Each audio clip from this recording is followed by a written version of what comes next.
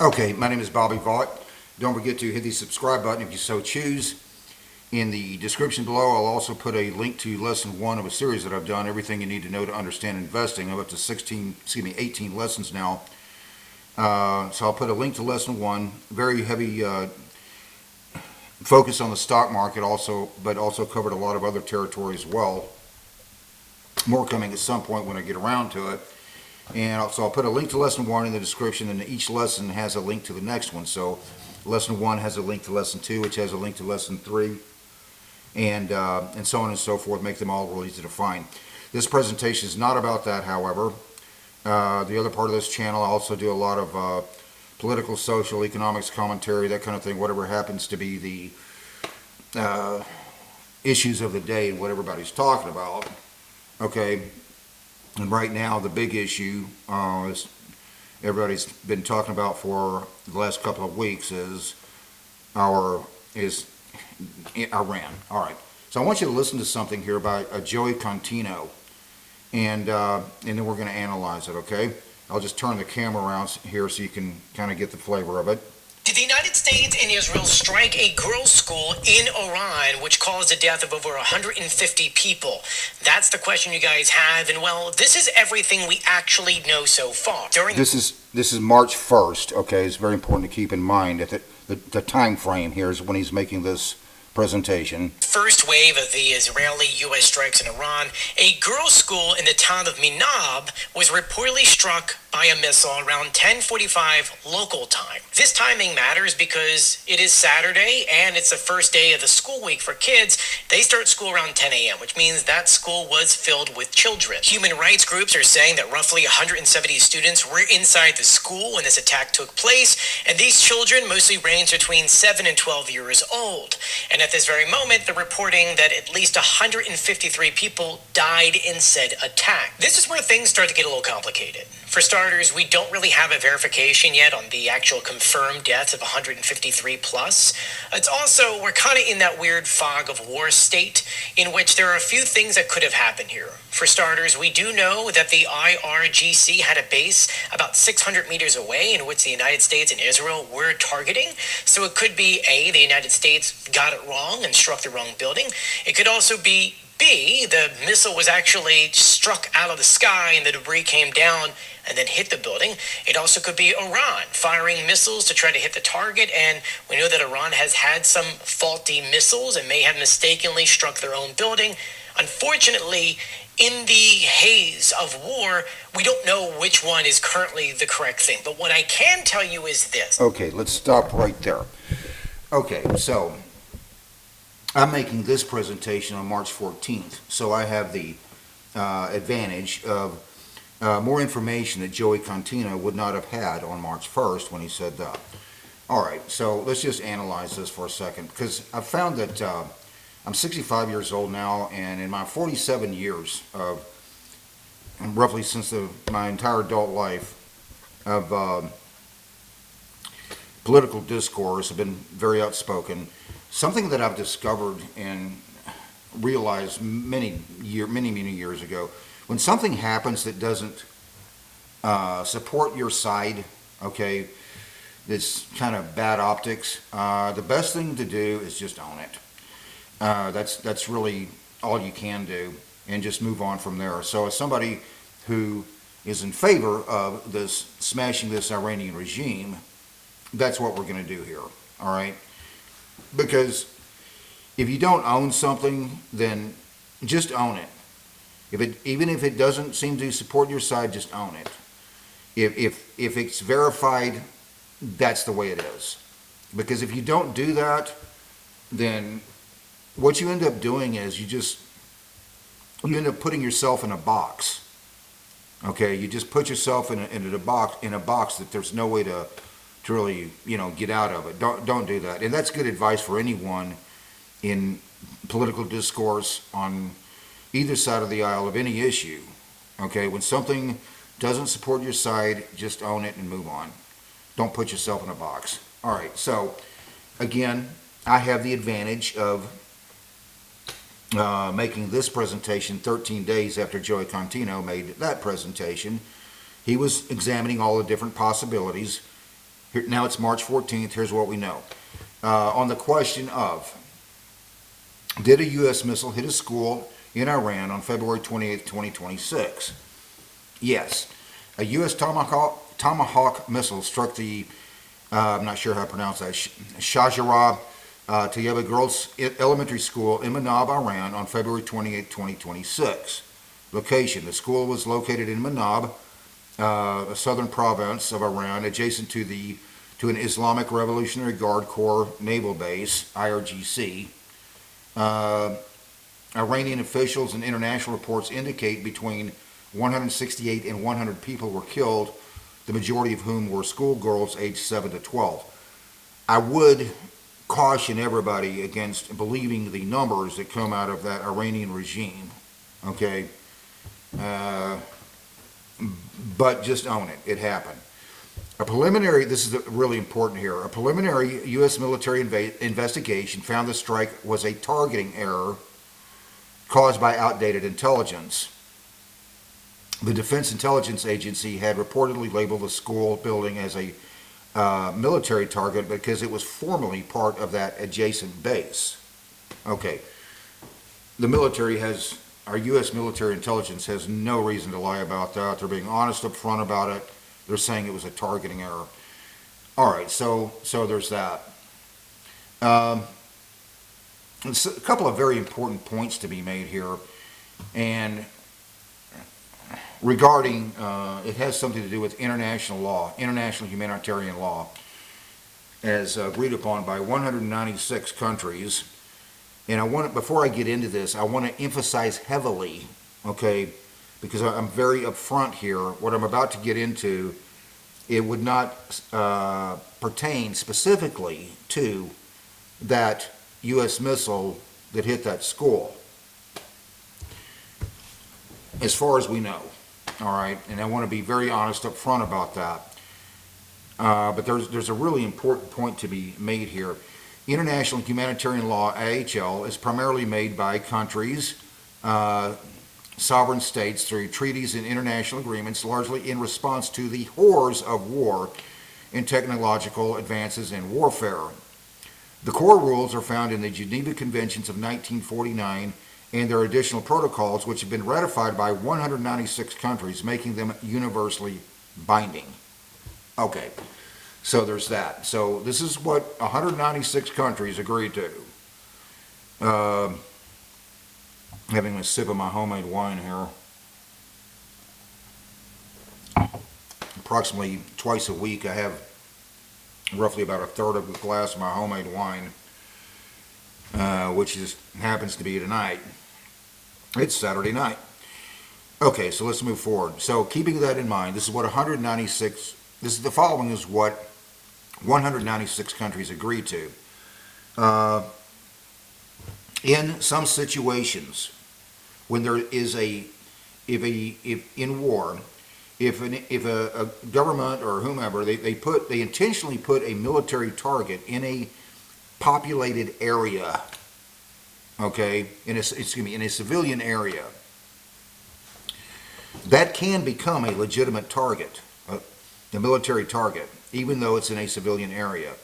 196 countries agreed to this, as we just saw. But there's a reasoning behind that. There's two reasons, for my estimation. One reason is it would be impossible to conduct a war if somebody's just going to put themselves in a situation where they can shoot at you, but you can't shoot back. I mean, it would be an impossibly unbalanced situation. More importantly than that, however, even, there's a second reason behind this reasoning that a military target placed in a civilian area can be a legitimate target, is because it's actually designed to disincentivize those conducting war from putting their military targets in civilian areas. In other words, this law isn't designed to create civilian casualties, it's designed to prevent them. Okay, as stated here, the law largely in response to the horrors of war. Okay, so there's that. Next thing, and I'm going to emphasize for the second time, the U.S. missile that hit that Iran school in Manab, this would not apply, that situation would not apply to what I'm about to go through here. As pointed out, the U.S. military investigation itself is saying that was a targeting error, not a who was in the target error, okay? But it was a targeting error, although it did point out that at one time and recently there were Iranian military operations in that building, and then they simply moved it or switched it. I mean, we have to consider that possibility as well. But in any event, so on the question, so we have that understanding about that international humanitarian law. On the question of, has Iran previously and intentionally put military targets in civilian areas? Yes. Reports indicate that Iran has previously, let's talk about the Iranian regime, of course. I mean, we love the beautiful Iranian people. But in any event, reports indicate that Iran has previously and intentionally placed military targets such as missile launchers and drone operation centers within densely populated civilian areas. This practice serves as a strategy to shield military infrastructure and operations from strikes, knowingly endangering innocent lives. Come back to that in just a moment. On the same question, has Hamas in Gaza intentionally put military targets in civilian areas? Yes. Numerous reports from governments, military sources, and some military bodies state that Hamas intentionally places military targets within densely populated civilian areas of Gaza. So there's that. And, there's a big detail thing there we could get into. But we know that Israel has proactively warned Gazans of missiles coming because they're trying to hit Hamas. And we know that Hamas has done things like put military targets in, like underneath a hospital, things like that. So we have Israel proactively warning Gazans, civilians, of that, there's going to be some attack. And we also know, and I covered this in a previous presentation a few weeks ago, we also know that Hamas has proactively tried to prevent those same civilians, Gazans, Palestinian Gazans, from going south. Why? Because they want the casualties. We know that's happened. Okay? Going back to regarding more specifically Iran, knowingly endangering innocent lives, their own people. I mean, it raises an obvious question. If you were in a gunfight, would you hold your baby up with this hand as a shield and use the other hand to shoot? No? Yeah, me neither. Okay? But we know that's a tactic, not only by Iran, but also by their proxy Hamas in Gaza. And I want to emphasize for the third time, just so nobody claims that I'm making saying something that I didn't really say. I'm emphasizing for the third time, this would not be the case, as far as I know right now, this would not be the case regarding that U.S. missile that hit that school in Manab, Iran. Okay? And the U.S. military itself has acknowledged, and there's no reason for them to lie about this, but they've acknowledged that it happened, and it was a targeting error, not a who was in the target error. Okay. They were trying to hit a different facility, trying to hit Iran's military, IRGC. The idea that our U.S. military would intentionally hit that school is a little bizarre. And in all fairness to Joey Contino here, he didn't make that suggestion either. He acknowledged that it could have been an error, however. Okay. let's continue with Contino here, because there's some other stuff that he said. So there's something else he said in that same video, however, that I found to be a little bizarre. And go back. But what I can tell you is this: regardless if it was, that this part I found a little strange, and I'll take a listen. I'll explain why. Iran's own missile failing or striking a U.S. or Israeli rocket, this would have never happened if the United States and Israel didn't do attack. Which means that, unfortunately, whatever happens here comes back to be true. It was the fault of the United States and Israel that this school was hit. And this is something that we can all agree with when it comes to covering other wars. Obviously, we've been... No, we can't actually all agree on that. Oh boy. Okay. So let's just analyze what he's saying there. He's saying that even if an Iranian missile erroneously hits an Iranian population, it's still the U.S. and Israel's fault. Okay, so just clarifying here, that was the part that I found rather bizarre. I'll try to explain why here. First off, Contino says that the U.S. Israel's, he's contending that the United States and Israel started that war on February 28, 2026. No. Back to that in just a second, though. But then he proceeds to explain, in his view, in Joey Contino logic, there's a contradiction in terms. In his mind, therefore, even if an erroneous Iranian missile hits and kills civilian Iranians, it's still the fault of the U.S. and or Israel. That's what he's telling us there in what we just saw. Yeah. So let's go back to that first point then, and put these, and then we'll put these two things together. Okay. This war did not start on February 28, 2026. I made a video last summer.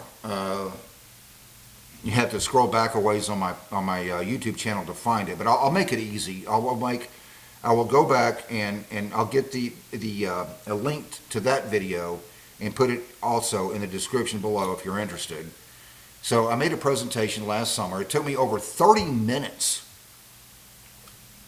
just to list all of the terrorist attacks on Israel over the last many decades. In fact, if you're interested, I'll put I'll put the link to that below. I mean, no need to go through it all again. If you want to know, the link will be there. But I mean, it took me over 30 minutes just to list them all of the terrorist attacks on Israel over the last many decades. But just on Iran more specifically, along with rocket attacks on Israel directly from Iran, and add in their proxies, Hamas and Hezbollah, both with their stated goal of wiping Israel off the map.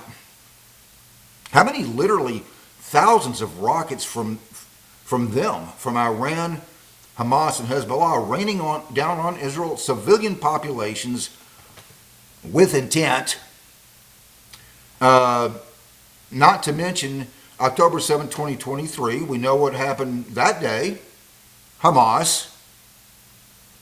But a guy like Contino, it's like he has this very short memory, and I suspect he does it by design. October 7, 2023 wasn't the only terrorist attack on Israel. It was just the most egregious. So let's do the attacks on the United States just from Iran, shall we? I won't include 9/11 here. As horrific as that was a different animal, so to speak. Just that we know from that Iranian regime. So this Iranian regime, they outright state their goal of wiping Israel off the map. Same for the charters of both Hamas and Hezbollah, Iran's proxies. But in addition to attacking Israel, here's the attacks they have made just against the United States. Okay, and this is not a comprehensive list. First, starts with taking the United States Embassy in Tehran, November of 1979. So right off the bat, outright telling us they want war with Western civilization. The Iranian regime wants war with Western civilization. And, there's other things. The attack on the U.S. Marine barracks, October 1983, kills 241 United States Marine Corps personnel with intent. Those were your guys, Americans. Those are my guys. I was in the Marine Corps at that time. In fact, I was fortunately for me, I was stationed in 29 Palms, California. But I mean, those are my guys. Those are your guys. Every American. We were in Lebanon by invite. The Lebanon government was in the midst of a civil war looking for some stability. So Hezbollah, funded, trained, directed by the IRGC, the Iranian authoritarian regime, truck bomb, 241 dead. October 7th, 2023, we know what happened that day as well. Quite horrific. That's an understatement. But that was not exclusively an attack on Israel. From 46 to 49 Americans were slaughtered on that attack. I say 46 to 49 because sometimes when I look this up it says 46 and sometimes it says 49. So who knows. But from 46 to 49 Americans slaughtered in that attack, October 7th, 2023. It's April 1983. Beirut U.S. Embassy bombing killed 17 Americans. That was an Iranian-backed group, Islamic Jihad, they were called. Another suicide truck bombing. December 1984, hijacking of Kuwait Airlines Flight 221. All of these with intent. Very important. Iranian-backed Hezbollah, that's who was behind that, kills 2 Americans on that one with intent. 1988, mining of the USS Samuel Roberts with intent. This one we got a little lucky. There was damage done to the ship. Fortunately, no deaths, despite the intent to kill.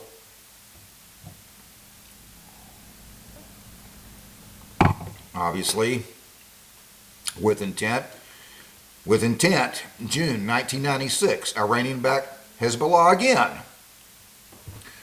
Khobar Towers bombing kills 19 U.S. Air Force personnel. From 2003 through 2011, the Iraq War, Iran use of EFPs killing hundreds of U.S. personnel with intent. Approximately 125 attacks on bases throughout the Middle East prior to October 7, 2023 by Iran. Again, bases that were in those countries by invite. Another 180 attacks on those bases since October 7, 2023, mostly in 2023 and 2024. Here's another one with intent. January 2024, Tower 22 attack in Jordan. Iran-funded Hezbollah again kills 3 U.S. United States people, injures over 40. That's not a comprehensive list. United States Israel didn't start this war. We were ending it. Okay, so let's put all that together and apply bizarre Joey Contino logic. So he says even if an Iranian missile hits erroneously an Iranian civilian target, it is still the fault of the United States and or Israel. Well, considering all the attacks that I just mentioned on the United States and Israel, if we were going to apply Contino logic to that, we would have to say even if a United States or Israeli missile hits an Iranian civilian population, it would still be the fault of Iran. Notice I'm not making that claim. I'm not going to go that far. I mean, that's really, I find that to be very disingenuous. What I am saying, however, is that is where we would go. That kind of reasoning is where we would go if we wanted to apply low IQ, twisted, Joey Contino logic. That video we just looked at from Contino. I didn't even know who he was actually until just a few days ago when I happened to see that video happened to pop up on my Facebook feed, and I went, okay, well, it just popped up. I was on my Facebook and on my phone, and boom, here's this guy Joey Contino. Okay, well, let's see what this guy has to say.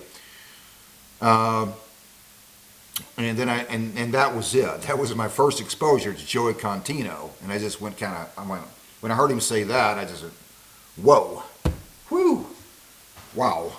And then I watched a few more of his presentations, and it became very obvious to me what is going on. So what's really behind Joey Contino? So Contino, I watched a lot of his presentations. He's very good at sounding like he is doing some in-depth geopolitical analysis, but that isn't what he does. Contino first runs his analysis through the prism of what makes Trump look bad, and evidently also Israel. That's his starting point in his geopolitical analysis. I mean, it's very clear to me. I mean, he's going to just come right out there and say, oh, even if an Iranian missile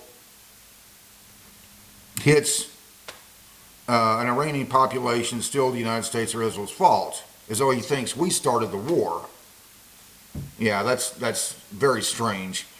So first, Contino runs his analysis through that prism, that conveniently created political prism of whatever, he doesn't like Trump or evidently Israel either, I guess, but that's what I heard there in that presentation by Contino. But yeah, that's very disingenuous. That's an understatement. You're not going to catch me doing something similar to that. In fact, as a longtime Republican voter, my whole life, but let's go back to February 2022, okay? Just a little over 4 years ago now, Biden was president at the time. So this was, this is Biden's president in between Trump's two terms. So Russia invades Ukraine, February 2022, and I support Ukraine, strongly support Ukraine. I have been adamant about that. I've been adamant on day one from that. I mean, anybody who knows me, who's seen my Facebook page, who's talked to me, I've had, bantering back and forth with various people, in comment sections, that kind of thing. But in any event, so what I'm getting at, so I've been very adamant about supporting Ukraine, and I had to buck a lot of people, other Republicans on that, other Republican voters. And my perception now is that this is not something I could have data on, but my perception now is that Republicans are getting more on board in support of Ukraine. Like I said, not something I could exactly have data on, but just from my observation in, in social media and listening to people and so forth, that's what it's appearing to me like now. And if that's what's happening, okay, well, great. It's what I've been working towards for 4 years now, doing my little part there as best I could. But in any event, so I can't even tell you how many times I had, and here I am, a longtime Republican voter, and other Republicans, they came down on my head in social media numerous times on that, because they didn't think we should be supporting Ukraine. Not all of them, others in support, but a lot of them were not. But they come down on my head, and I just hung in there and I kept going. In fact, only maybe, I'm not sure, maybe, I'm thinking maybe 2, 3, 4 days ago, something like that, just to illustrate the point, I made a presentation, I put it here on this channel, criticizing Trump regarding something about Ukraine. I'm not going to go into detail on that. No need to go on that tangent here. If you want the details on that, I'll put a link in the description to that as well, that presentation that I made. But my point regarding Contino, on the other hand, that wasn't the only video of his that I looked at. I looked at several of them, and I saw enough of his content That video wasn't the only one I looked at, but I saw enough of his content to kind of get the picture on Joey Contino. Joey Contino, okay? It's like just blind, with him it's like blind any constructed analysis, including geopolitical analysis, that he merely desires to be true. It's a blind and intentionally blind idea that, and coming from a guy who sounds like he stays up on this stuff, that he follows the news and he knows what's going on. It's a blind idea for all the reasons I just explained, to suggest that the United States and Israel started this war anyway. As though he thinks February 28, 2026, that attack on the Iranian regime happened in some vacuum. Yeah, a little FYI for your information, Joey Contino. Things do not happen in a vacuum. And I would use this to illustrate a point here. No one in Cairo, for example, is concerned about being attacked. Why? It's because there has been a cold peace between Egypt and Israel since 1979. A cold peace, but there's been a peace there. That's the reason. That's why no one in Cairo is being worried about being attacked by the United States or Israel. It's fascinating to me. Just think about this for a second. There is peace with Israel everywhere in that entire region where you find people demonstrating an interest in peace with Israel. Go figure. But in any event, so Contino, he first starts with this intentionally blind idea that this war started with our attack on the Iranian regime on February 28, 2026, and then makes it, so that makes it very easy, a little too easy for him, I hope I can articulate this, a little too easy for him to get to, in Joey Contino logic, any missile, including if it's Iranian, that hits an Iranian civilian target, is still the fault of either the United States and or Israel. Wow.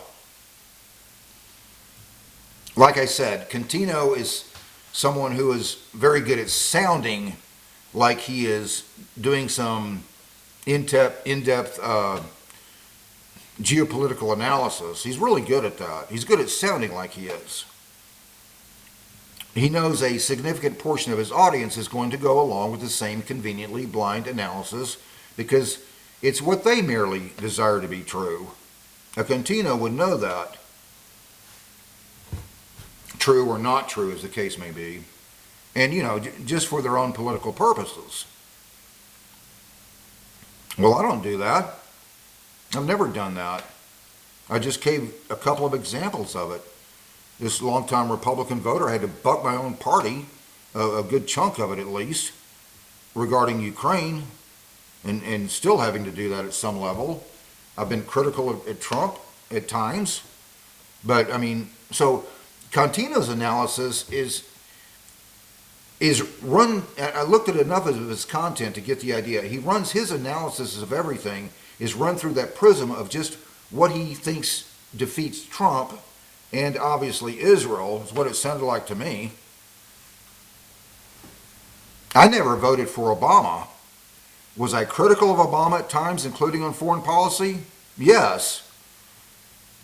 What I didn't do was just work backwards. First make the conscious decision that I need to be criticize Obama, and then work backwards from there to discover which analysis would be most conducive to supporting that criticism. Followed by being so pretentious as to think that I'm doing some in-depth foreign policy analysis. Never did that. Not one time. Not my style. That is the Contino methodology. First make a conscious decision that he needs to criticize Trump, and then work backwards from there to discover which analysis is conveniently most conducive to doing so. followed by being very good at sounding like he is doing some in-depth, honest geopolitical analysis. That's what I saw in that video by Contino that I showed at the beginning of this presentation. Yeah, we get you loud and clear, Joey Contino. Not impressed for all the reasons just explained. I'm going to leave it right there. Don't forget to hit the subscribe button if you so choose. I'll also put a link to lesson 1 of the series that I did, Everything You Need to Know to Understand Investing, and I'll also put 2 more links, those other links regarding where I was critical of Trump, and also a few days ago, and then also the link where I went through the long list. Took me over 30 minutes just to list all of the times that Israel was attacked over the many decades. In any event, so I'm going to leave it right there. Until next time, hope life is treating you well. You have a great day.